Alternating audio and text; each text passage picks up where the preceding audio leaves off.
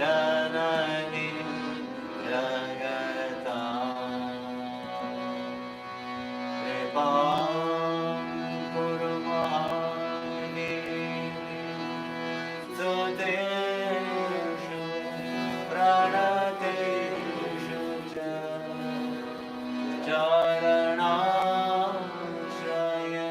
चरणाश्रयदानेन कृपामयि नमोस्तुते लज्जापटावृते नित्यां शारदे ज्ञानदायिके पापेभ्यो न सदा रक्ष कृपामयि नमोस्तुते रामकृष्णगतप्राणा तन्नाम श्रवणप्रिया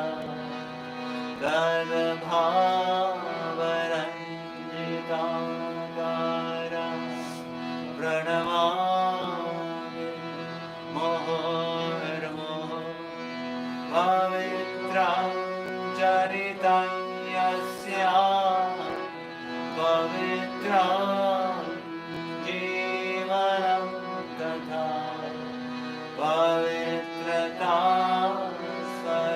स्वरूपिण्यं तस्यै कुर्मो नमो नमः देवीं प्रसन्नां प्रणतातिहात्रीं योगीन्द्रपूजा योगधर्मपात्रीं तां शारदां भक्तिविज्ञानदात्रीं दयां स्वरूपां प्रणमामि नित्यं स्नेहेन बध्नासि मनोस्मदीयं दोषानशेषां समुनीकरोषि आहितुनानो दयसि सतोषां स्वाङ्गी गृहीता यदिदा विचित्रं प्रसीद मातर्विनयेन याचे नित्यं नमस्ते हमते सुतेषु प्रेमैकबिन्दु चिरदग्धचित्ते विशिष्य चित्तं करुणः सुशान्तं प्रेमैकबिन्दु चिरदग्धचित्ते विशिष्य चित्तं करुणः सुशान्तम् जननी शारदा देवी रामकृष्ण जगद्गुरु पादपद्मे तयो शिवा प्रणमामि मुहुर्मुहुः प्रणमामि मुहुर्मुहुः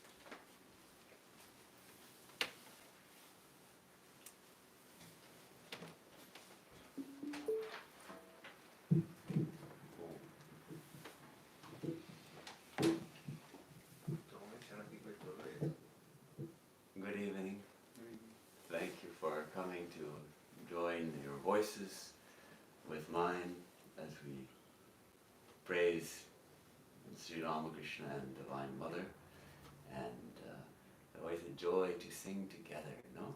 This is one of my favorite songs, this last song which we close with, Prakritim Paramam. I always feel a little bad when it's over. Like, shouldn't there be a few more verses? I think that is the best song on Srima. Yeah, it's so, and you know, Swami Abhedananda composed this, and he also sang it for her in her presence, and so she blessed him after hearing it. So it's a wonderful song, and it's actually a perfect introduction to our topic this evening, which is Mother Peeping. And you'll understand why I chose this topic, why I called it this name shortly. Of course, yesterday we celebrated not only the day that Sri Ramakrishna blessed the devotees with spiritual awakening, commonly known as Kalpataru Day, but also we celebrated Holy Mother's birthday. So this idea of approaching God as Mother, that is something that Sri Ramakrishna really reawakened and really threw the doors open to everybody, that everybody can approach God as Mother. And we can approach God in so many different ways, but also, why not approach God as Mother? Mother, the Divine Mother, is our very own mother, he would say. She's not a stepmother, not an imaginary mother, she is our real mother.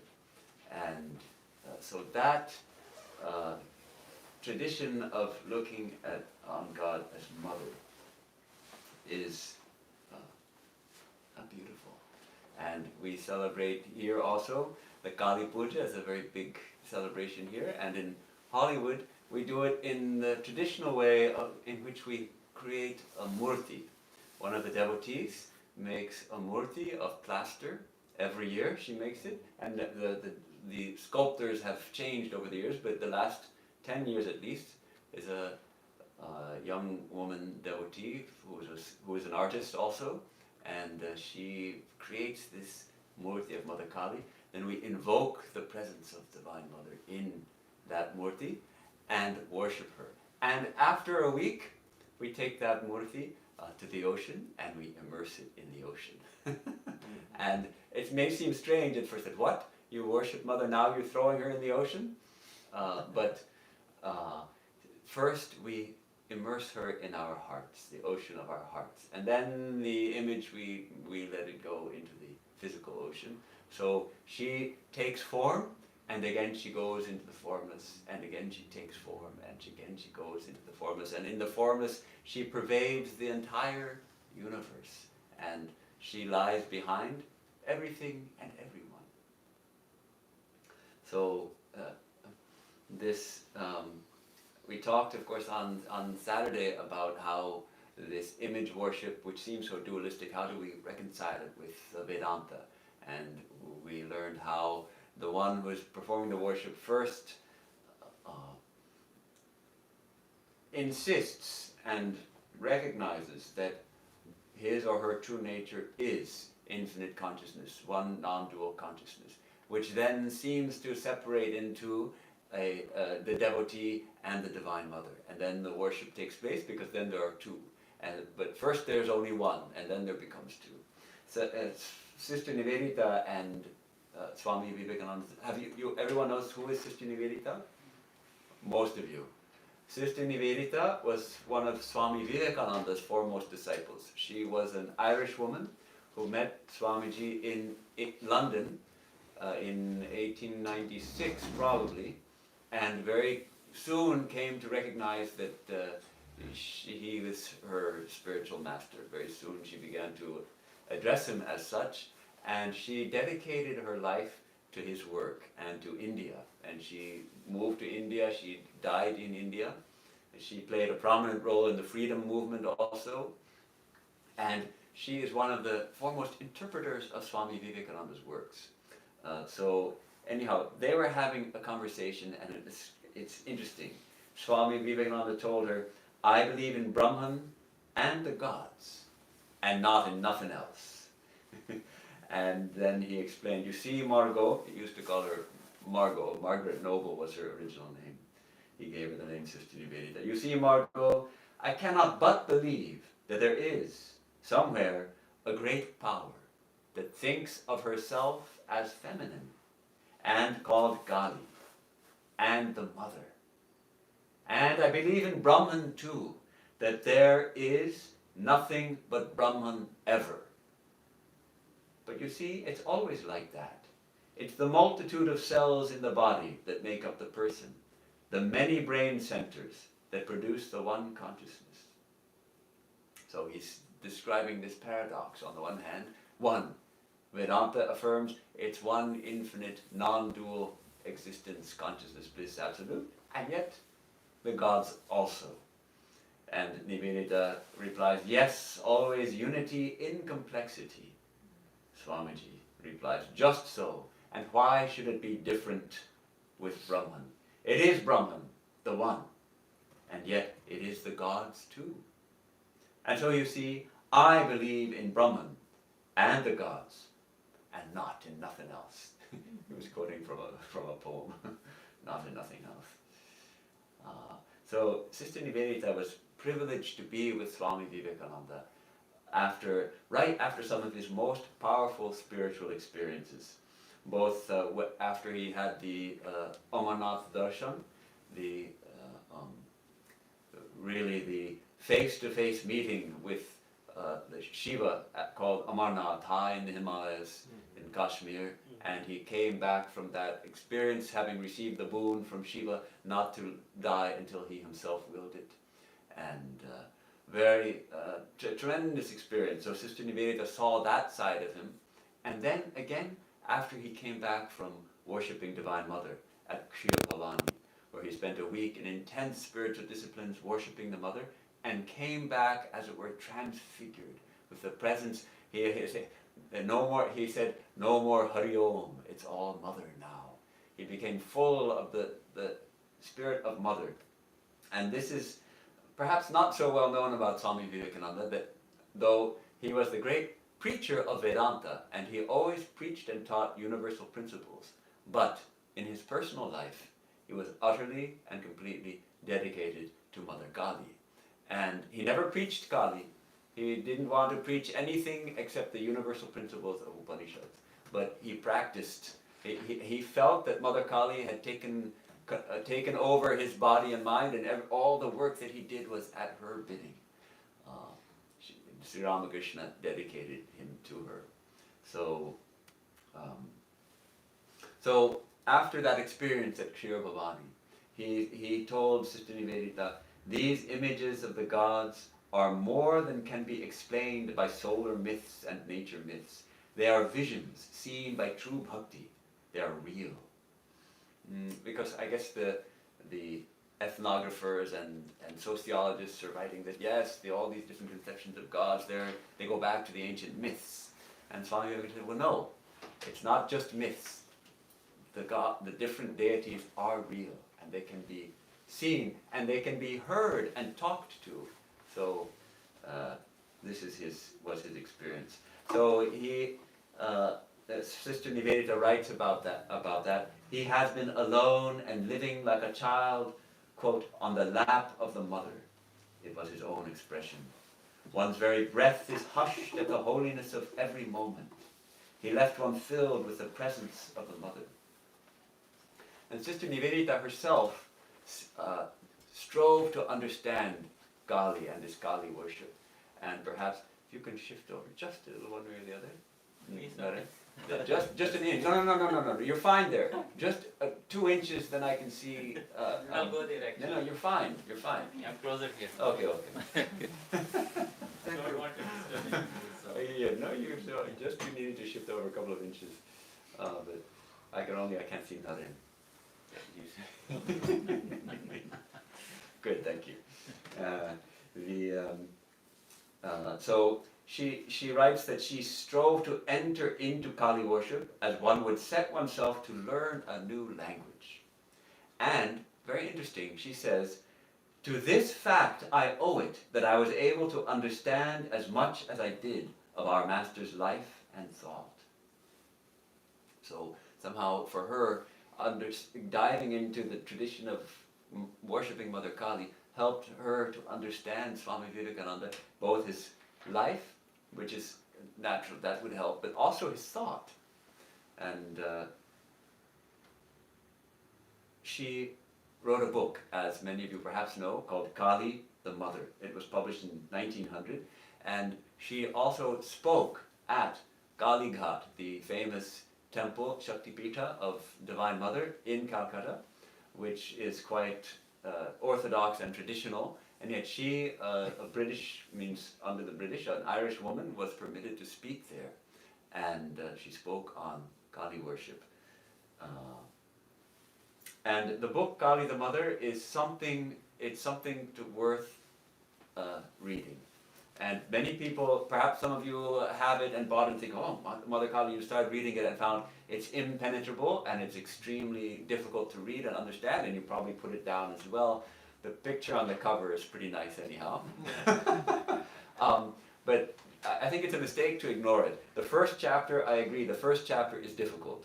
It's a long discussion on the conception of Mother Kali, but later chapters of the book some of them are wonderful. So perhaps I may suggest if you have the book, go back to it sometime and skip to some of the later chapters. And in fact, today we are going to read one of the small later chapters of that book and see what it has to tell us. Because towards the end of the book is this text called The Story of Kali.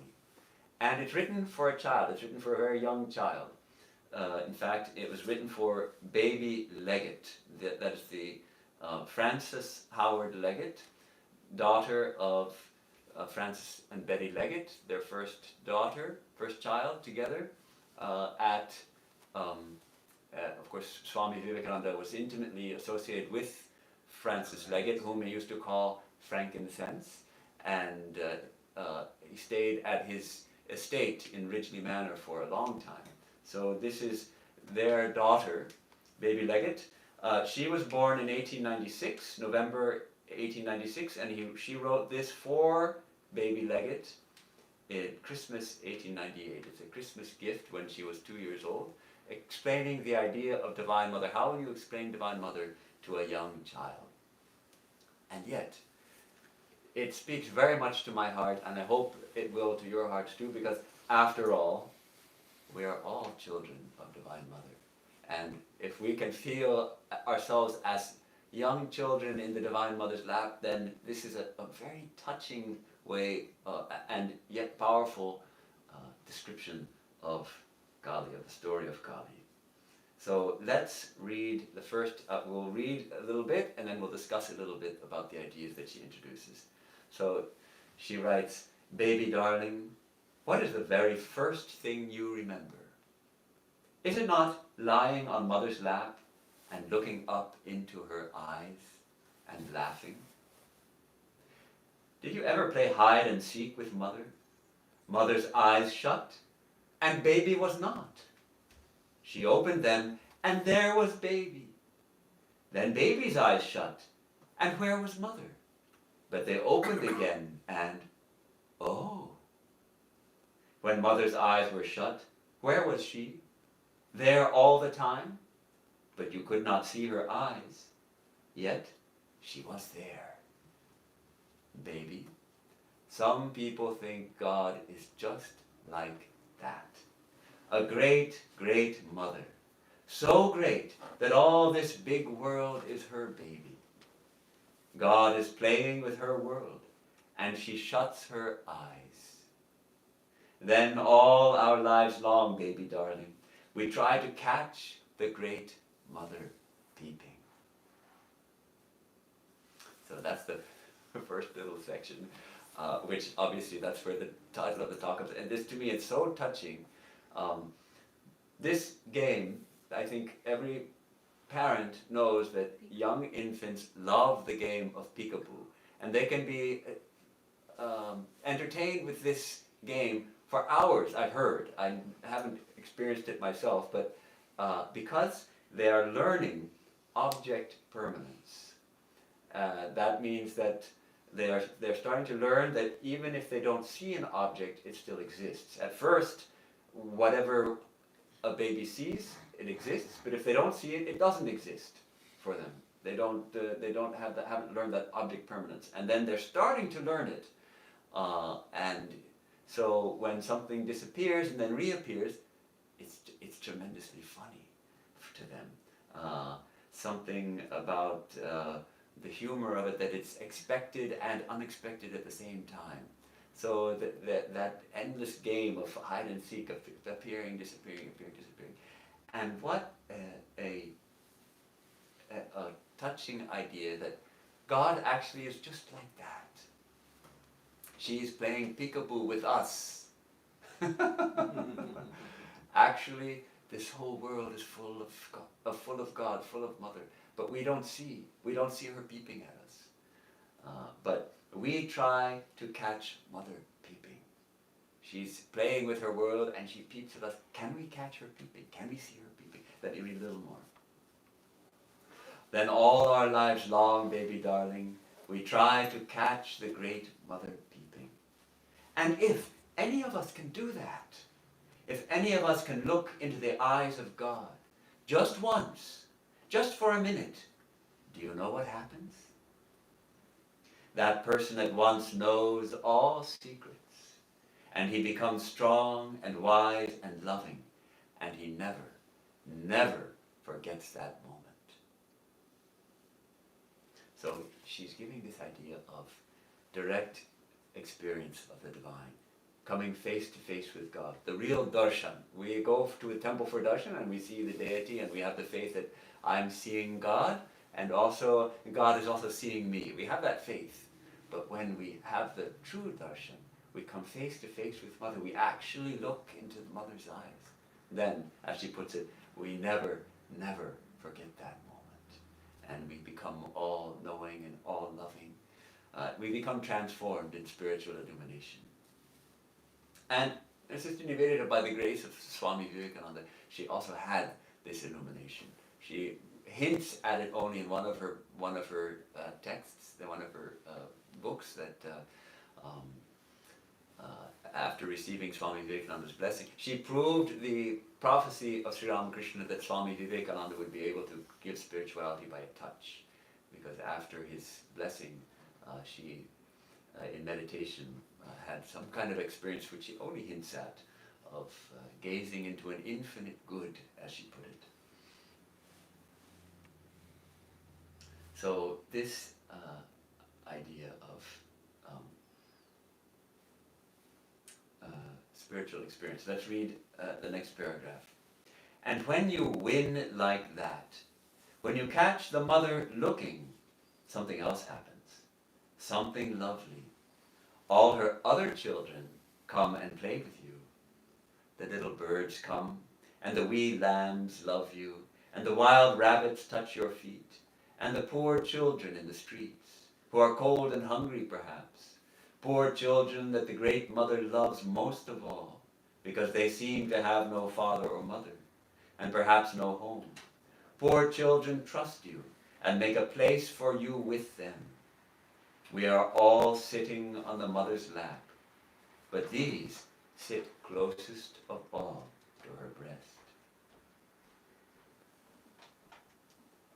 And what do we call the Mother with her eyes shut? We call her Kali. So this is the first section of this story of Kali up to this. What do we call the Mother with her eyes shut? We call her Kali. So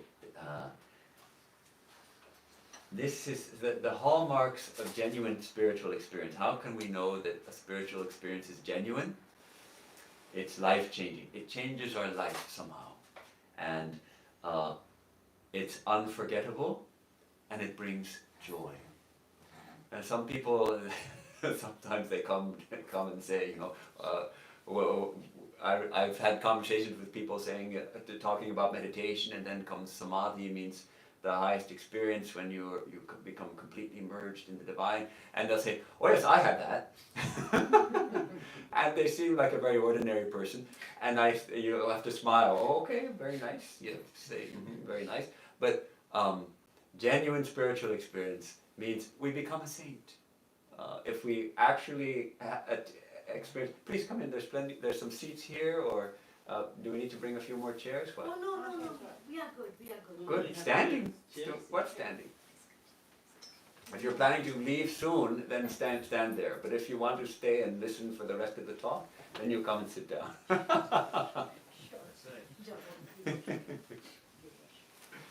So we're talking about Mother Kali.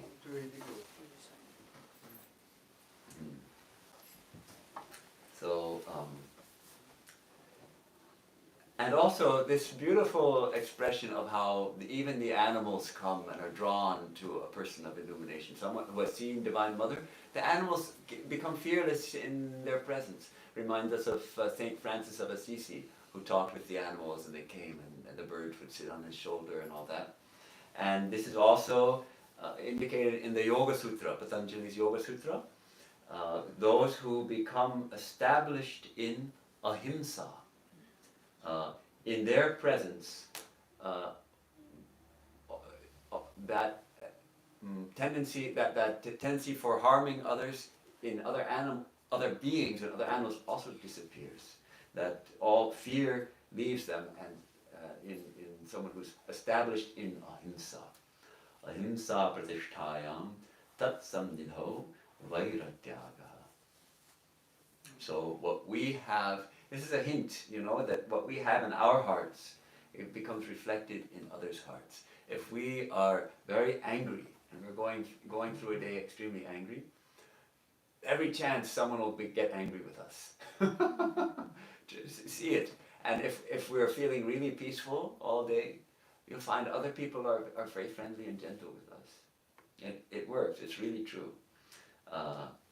So when we become established in spiritual consciousness, when we manifest that which is the ground of our being, when we manifest that infinite consciousness and joy and peace, it reflects in other hearts. Other beings respond accordingly. And this is also so touching. She mentions those, the orphan children on the streets of Calcutta. And today still there are children living on the streets of Calcutta. But she suggests that the Great Mother, the Divine Mother, loves these the most of all, that they sit closest to the mother's breast because they perhaps have no earthly mother. So the Divine Mother holds them even closer. And this mother with her eyes shut, we call her Kali.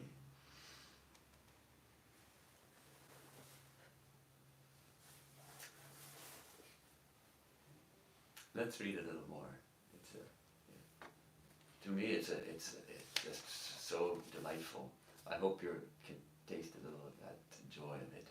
Were you ever, this text, just for the newcomers, this text is written by Sister Nivedita for a young child. About how do you tell a young child about God? This is her way of telling the young child, and since we're all children of Divine Mother, it speaks to us as well. Were you ever, for a very few minutes, unhappy? And did mother or nurse or auntie or someone else come and pick you up and love you and kiss you until you were not unhappy anymore? Sometimes God is like that too. Sometimes God is like that too. We get so frightened because those eyes will not open. We want to stop the game. No more peekaboo. We want to stop the game. We don't like it. We feel alone and far away and lost. Then we cry out. It has grown quite dark, and still the mother's eyes are shut. Let us play no longer. So we feel sometimes. But the eyes are not shut really. We think so because it is dark all round. Just at that moment when you cried out, The beautiful eyes of the mother opened and looked at her child like two deep wells of love. And if you had seen, would have stopped playing all at once and saying, Kali, Kali, you would have hidden your little face on the mother's shoulder and listened to the beating of her heart instead.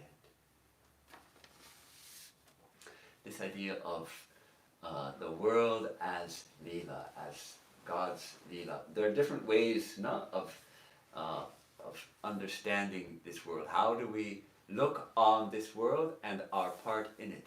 And the traditional Vedantic approach, the Shankara's approach, is to look on this world as simply something anitya, impermanent, and mithya, unreal, kind of illusory. It's just a temporary superimposition on our true nature, which is Brahman, infinite consciousness, and somehow this dream of this world gets superimposed on it, and we get caught in it. But actually, we're not ever caught. It's simply an illusion. This is the sort of traditional Advaita Vedantic approach. Sri Ramakrishna did not encourage this approach. He did not seem to like this approach. He didn't like the nitya, anitya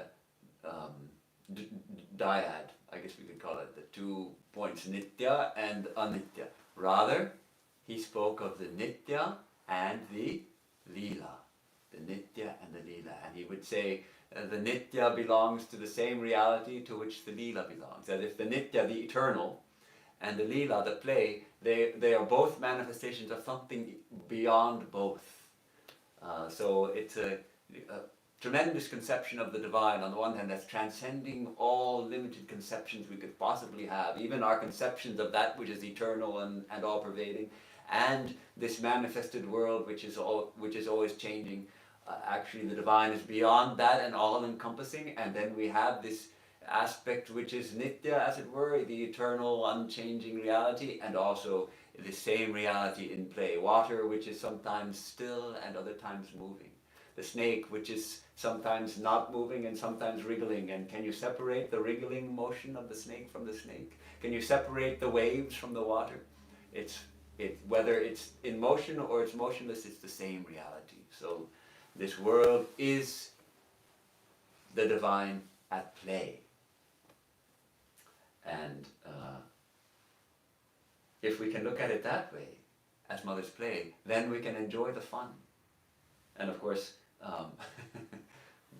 Sri Ramakrishna, some of his disciples would challenge him, Sir, it may be mother's play, but it's death to us. We're dying here. We're suffering. It's terrible. And then, of course, Sri Ramakrishna would say, yes, well, tell me, who are you? Where are you? It's all mother. Mother has become everything. Even you, who you think you are someone separate suffering, you're also mother. You're also an embodiment of that. So he would say, Jari Nitta, Tari Lila. That idea that reality to which belongs the Nitya, that same reality also, to that reality belongs the Lila, the play. So he would say, let me read a little quote from him. He says, there is another view, according to which God has become all that you see. It is like a bell fruit, which consists of 3 parts, seeds, shell, and flesh. The Nitya belongs to the same being to whom belongs the Leela. You cannot set aside the Nitya and understand just the Leela. And it is only because there is the Leela that you can transcend it step by step and reach the Nitya. So he seems to suggest that they're intimately connected, you cannot separate them, and yet you go through the Leela and reach the Nitya. But then again, you come down from the Nitya back to the Leela. So long as I consciousness exists, one cannot go beyond the Leela. So as long as we think of ourselves as separate, we feel that I am someone, I am a person, then we cannot go beyond the Leela. Because that I is part of the Leela. So So long as I consciousness exists, one cannot go beyond the lila. Through the yoga of meditation, employing neti neti, not this, not this, one can reach the nitya. But nothing can really be denied, as in the instance of the bell fruit. So Sri Ramakrishna gave us this as a way to understand our play in this world, our activities in this world as a play, playing with Divine Mother. So I think Sister Nivedita has brought this conception so beautifully to explain the idea of mother playing with her child, playing peekaboo, and she's playing peekaboo with all of us. And then can we see this life as a game with Divine Mother where we're trying to catch Mother peeping at us? Can we see Mother peeping at us? Can we see her? Swami Vivekananda also, he had different ideas, but mostly he supported this idea of play. In fact, let me read a little selection of a letter he wrote to Francis Leggett, baby Leggett's father, whom we call Frankincense. He, the playful one, is playing these tears and laughters over all parts of the play. It is a funny world, and the funniest chap you ever saw is he, the beloved infinite. Fun, is it not? Brotherhood or playmatehood, a school of romping children let out to play in this playground of the world. Isn't it? Whom to praise, whom to blame. It is all his play.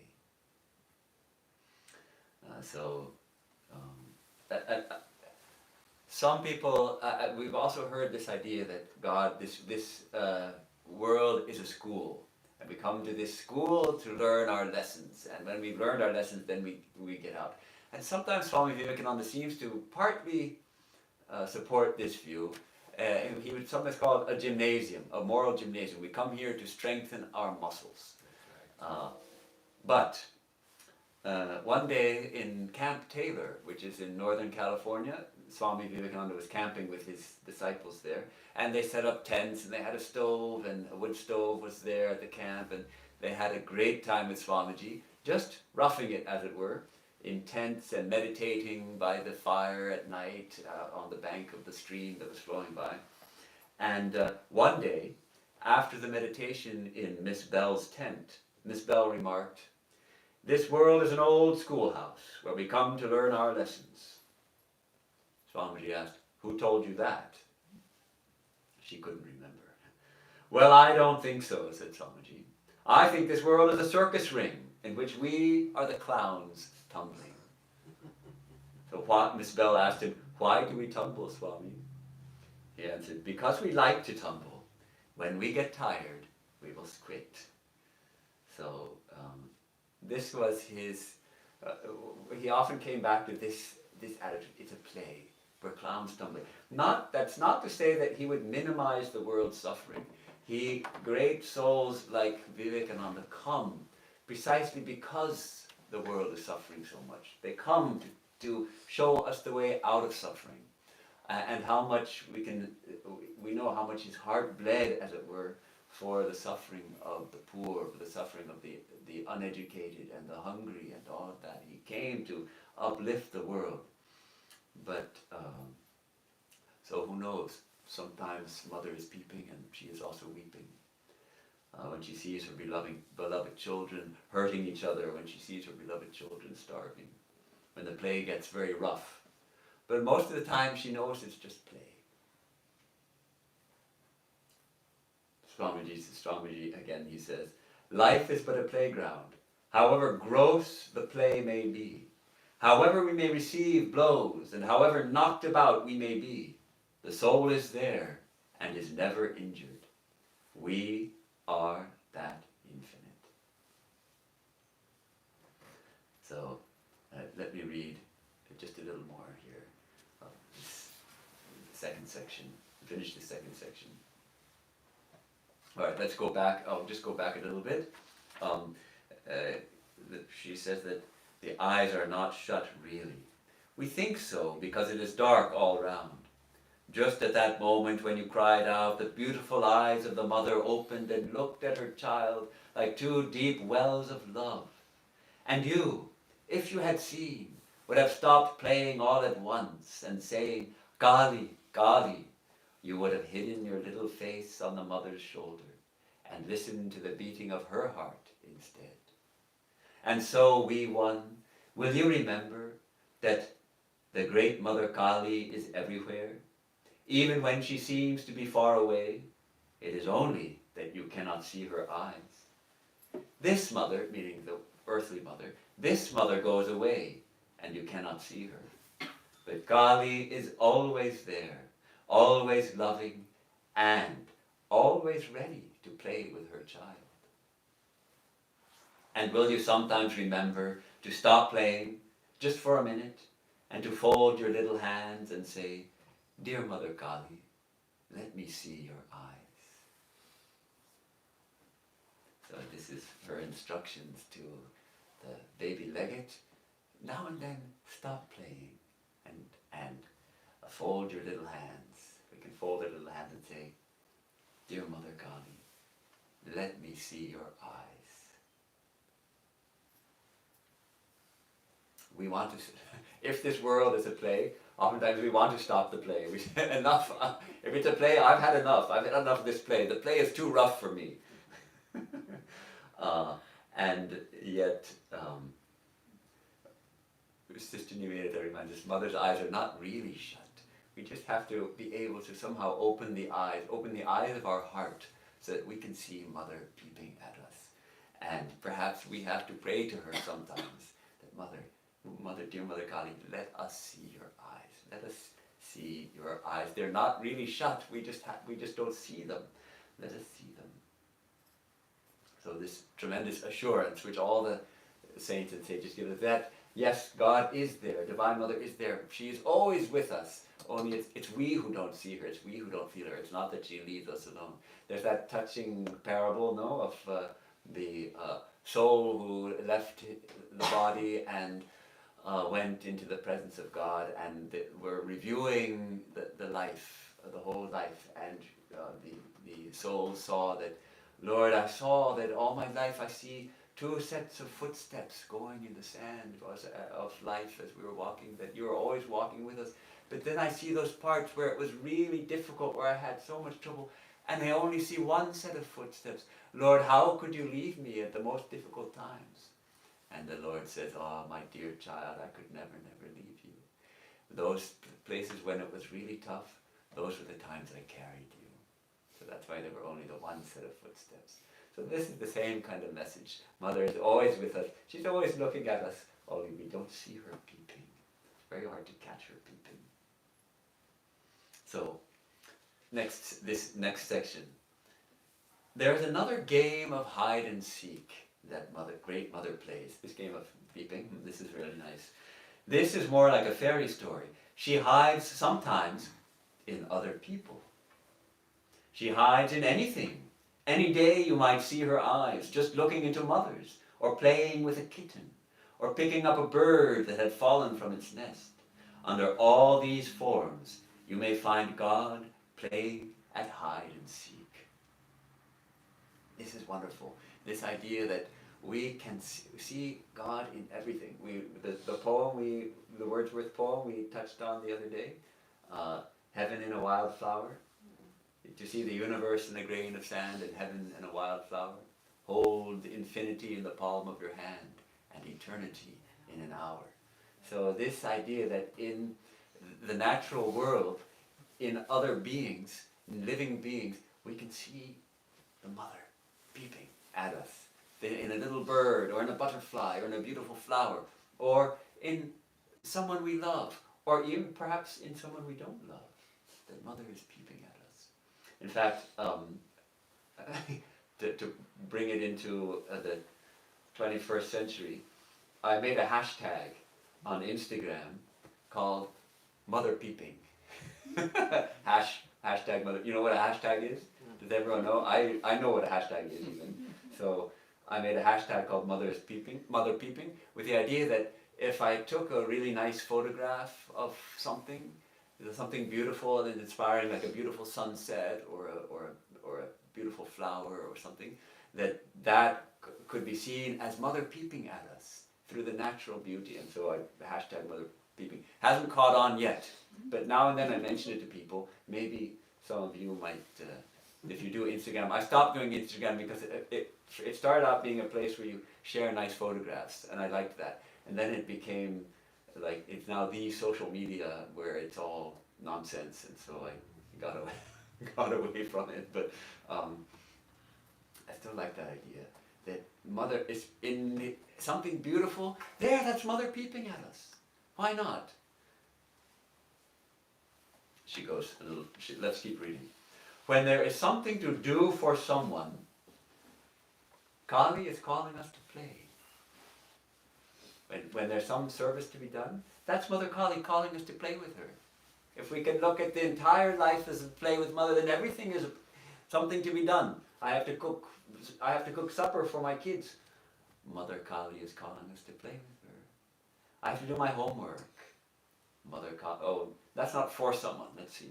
That could also be Mother calling us to play. I have to help my sister with her homework. Mother is calling us to play with her. We love that play. She herself said once, she was hiding in someone, and he said it was her. Inasmuch as ye did it unto one of the least of these, my little ones, ye did it unto me. Anyone know the reference? One more time, please. Inasmuch as ye did it unto one of the least of these, my little ones, ye did it unto me. This is Jesus, from Matthew. Jesus is teaching his disciples, inasmuch as you did it unto the least of these, you have done it unto me. In other words, and here, interesting because here she suggests that Jesus said it was her. And of course Jesus said, I and my Father are one.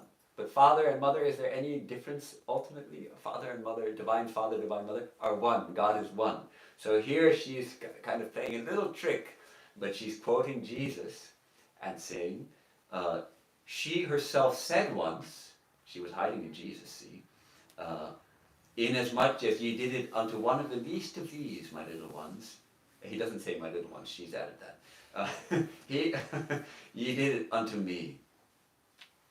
In other words, Divine Mother dwells in every being.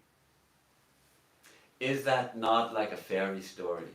And what funny places she, the great Mother, can hide in. Another time she said, lift the stone, and thou shalt find me. Cleave the wood, and there am I. Another quote from Jesus, but not from the Gospels, not from the 4 canonical Gospels. It's from, it's found in the Gospel of Thomas, which is one of the mystic Gospels, in the Nag Hammadi scriptures, which were discovered only in 1947. But this saying was known before that because it's also in another text which has an unpronounceable name. Let me try. Agrapha Oxyrinchus Logia, 5th Logion.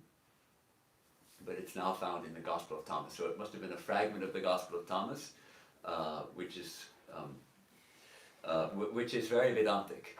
The Gospel of Thomas was one of the disciples of Jesus, one of his Gospel, his teachings of Jesus, which didn't make it into the Bible.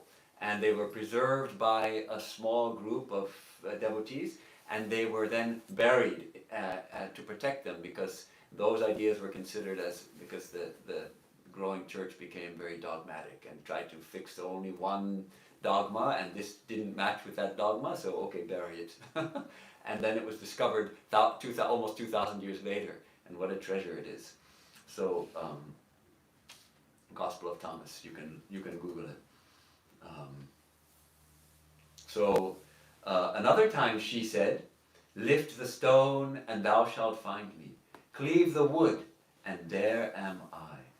Did you ever lift a stone or break a piece of wood to see what was inside? Did you ever think that was God at the heart of things? How beautifully Kali plays. You might find her anywhere. So, we are constantly being called to play. I'm reminded of that well-known story of Pavari Baba, the great saint of Gazipur, whom Swami Vivekananda got to know. It said that he was preparing his rotis, and a dog came and snatched a roti. And he ran after the dog with a pot of ghee, saying, "Wait, Lord, wait. That roti hasn't got ghee yet. Wait, let me put ghee on it for you." So, perfect example. He's playing with God, he's playing with Mother, and the dog has come. That's also God come to play with him, and he wants to put ghee, to serve the Lord properly. Let me put ghee on it.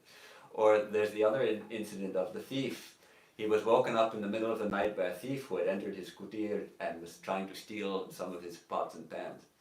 And when the thief realized that Pavari Baba had awoken, he fled. And Pavari Baba quickly grabbed the pots and ran after him, saying, "Lord, Lord, take your pots. Please, they're yours." And this story was actually heard about Pavari Baba by one of the monks of our order, but from a monk in the Himalayas who told this story, that this had happened to Pavari Baba. And after telling the story, that monk said, "I was that thief." So his life became transformed by Pavari Baba. He became a monk. And beautiful story. So this we can give, I feel like this gives an additional beautiful turn to our spiritual practice. This practice of trying to see God in everything, trying to see the Mother in all, feeling that she is constantly calling us to play with her. That even when it seems like it's something, we have to do something that seems unpleasant to us. What if we take it that actually Mother is calling us to play with her in this way? Suddenly it gives a new turn to an activity. It spiritualizes it. It helps us to spiritualize everything, because that's what we're asked to do. We're asked, spiritual life is not something for in the morning for a 20-minute meditation, or when we're able to come to the center or to the temple and pray, and the rest of life is just slogging through it. No. Spiritual life means the whole life is transformed. Every moment is suffused with Mother. Every moment we're playing with Mother, if we can realize it. So she's constantly calling us to play. And Swami Vivekananda's beautiful and powerful lecture in Jnana Yoga called God in Everything, which is based on the Isha Upanishad, especially that first line, Isha vasamidam sarvam yatkincha jagat jagat. This whole universe and everything in it is to be covered with the Lord. We are to see everything as God Himself, herself. So let me read you just a little quote from that amazing talk. "Here I can only lay before you what the Vedanta seeks to teach, and that is the deification of the world. The Vedanta does not in reality denounce the world. The idea of renunciation nowhere attains such a height as in the teachings of the Vedanta, but it really means deification of the world, giving up the world as we think of it, as we know it, as it appears to us, and to know what it really is. Deify it. It is God alone." So this idea of renunciation, we think, oh, it's so austere, we have to give up the world and go to the Himalayas. Actually, Swamiji here is explaining, what does it really mean? We have to give up our false idea of the world as a place where we are going to get satisfaction and enjoyment and make something, and understand it for what it really is. It is God alone. So he says we have to cover everything with the Lord Himself, not by a false sort of optimism, not by blinding our eyes to the evil, but by really seeing God in everything. And he goes on, "In life and in death, in happiness and in misery, the Lord is equally present. The whole world is full of the Lord. Open your eyes and see Him." This is what Vedanta teaches. And this is what Sister Nivedita is also teaching us, in this very appealing way of seeing that actually it's Mother peeping at us. She is hiding in everyone. Can we see her hiding in different people, in different things, in the wood, under the stone. Mother is playing with us everywhere.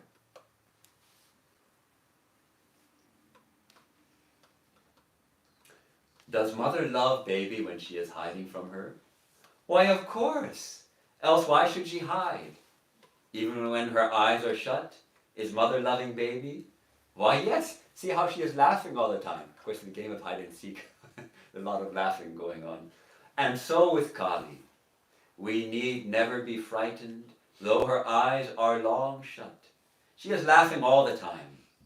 In her own good time, God will stop playing, and we shall look into her eyes and get away and away behind the world, straight to the other end of nowhere all at once.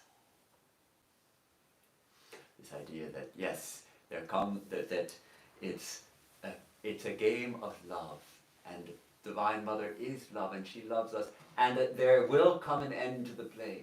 This idea of mukti, of liberation, of an end to the play that we're going through. How long will we play? When we really get tired of the play, then we come home to Mother's arms. As Sri Ramakrishna said, this appealing story of the child who's she's trying to get some work done. She's cooking, and the child is crying, so she sticks a pacifier in its mouth, and then that nipple, and then suck on and the baby is happily sucking on the pacifier, and mother is busy with her work.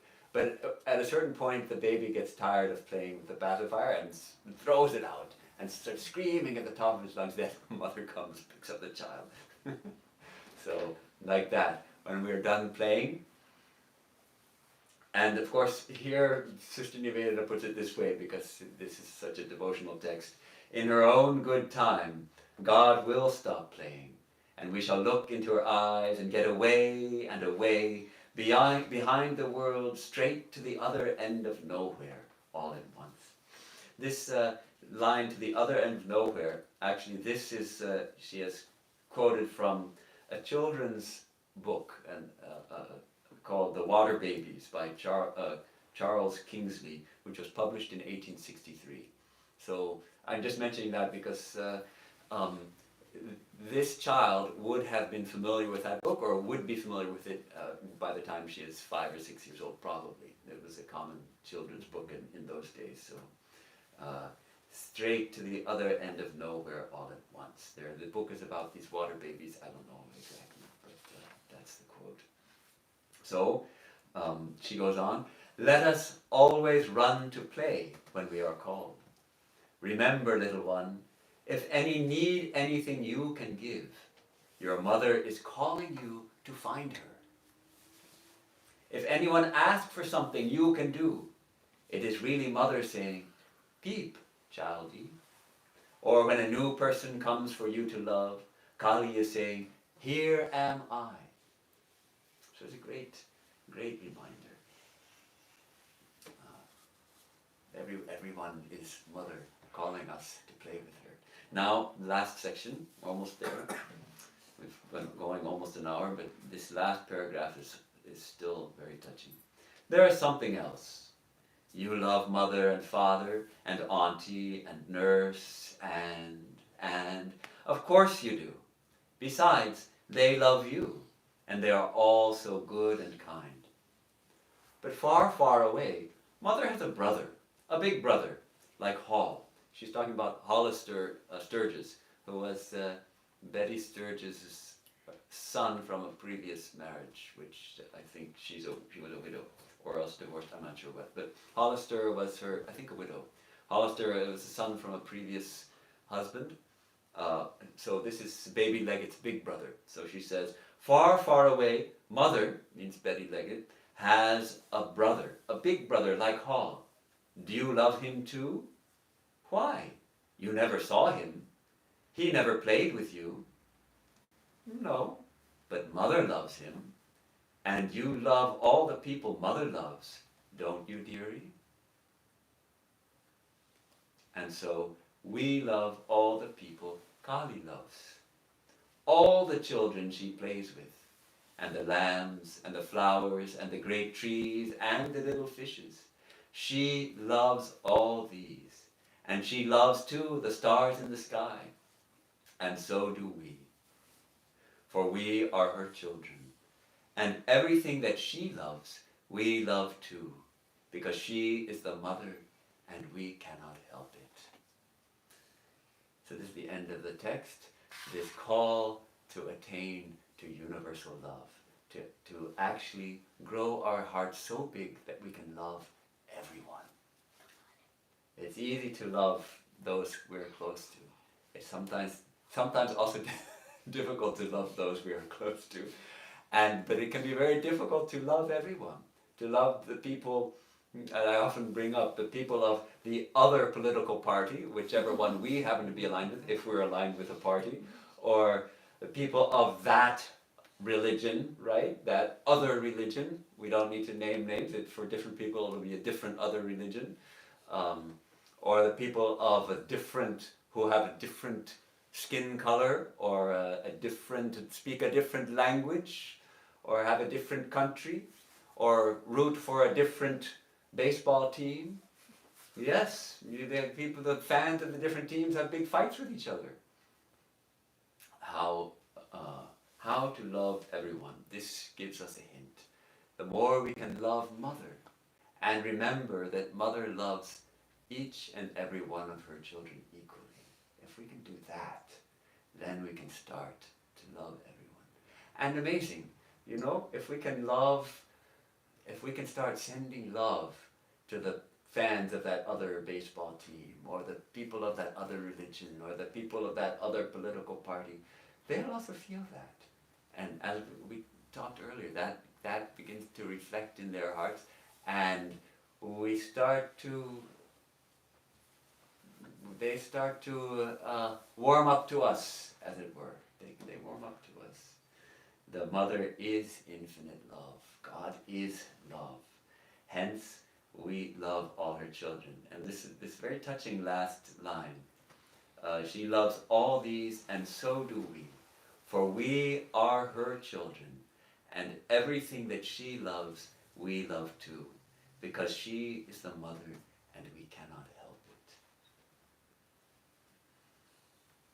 So to attain this kind of universal love, I think requires an intense devotion for God, first of all. And if we can love Mother intensely, then it starts to spill over.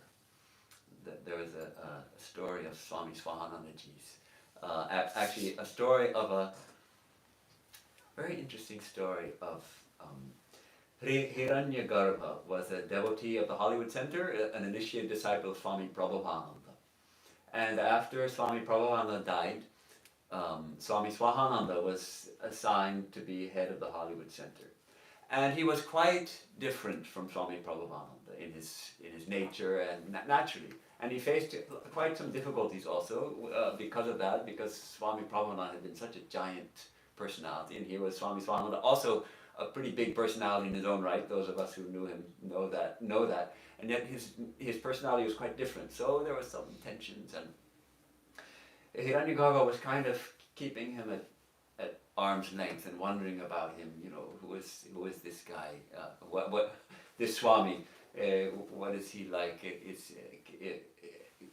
Will I have any relationship with him?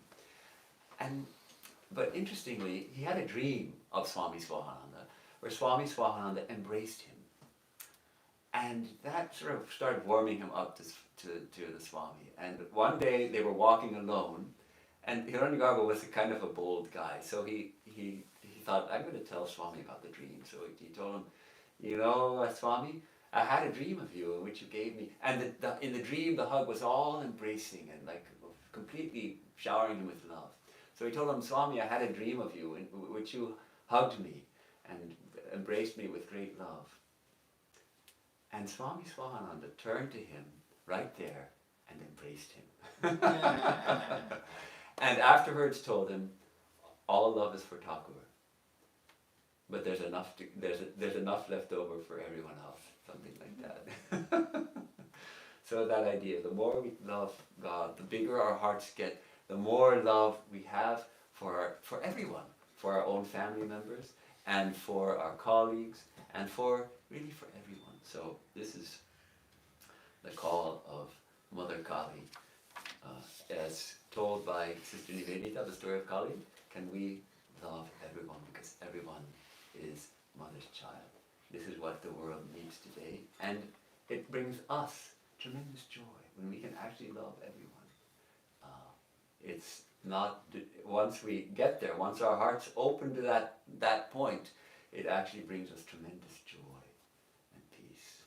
So let us pray to Divine Mother Kali and to Ma Sarada and to Sri Ramakrishna and to Swami Vivekananda that our hearts may continue to grow so that we may be able to see Mother Peeping through the eyes of all beings and also through everything we see, and know that we are always playing with Mother.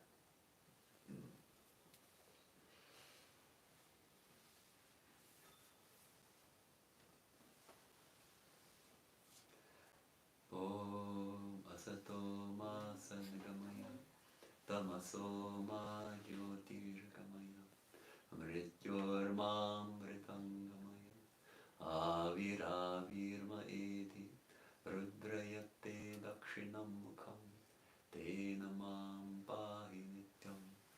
Om Shanti Shanti Shanti. From the unreal, lead us to the real.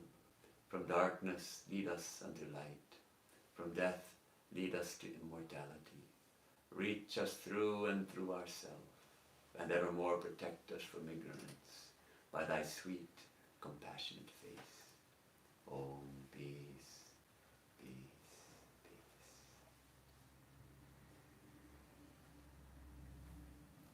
Thank you for giving me this opportunity to share this, one of my favorite texts with you. I hope you enjoyed it.